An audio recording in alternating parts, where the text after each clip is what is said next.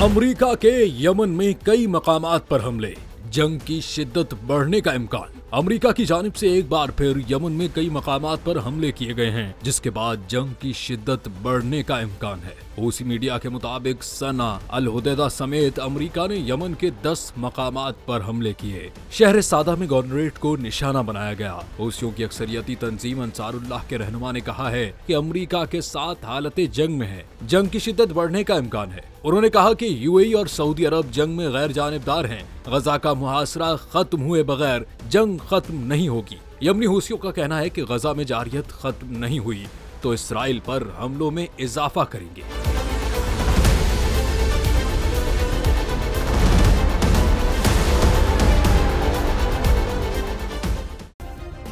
Subscribe करें और bell दबाएं ताकि कोई खबर रह न जाए।